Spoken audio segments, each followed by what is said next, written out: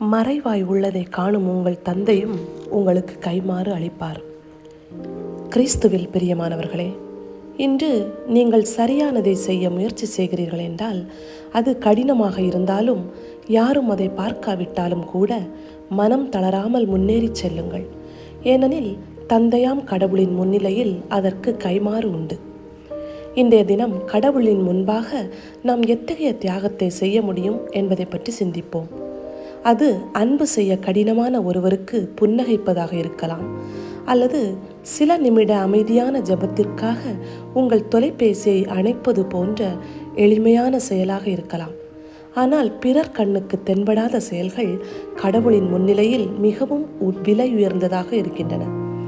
ஆகவே மனித புகழ்ச்சிக்காக இல்லாமல் இறை மகிமைக்காக நமது செயல்களை நிறைவேற்றுவோம்.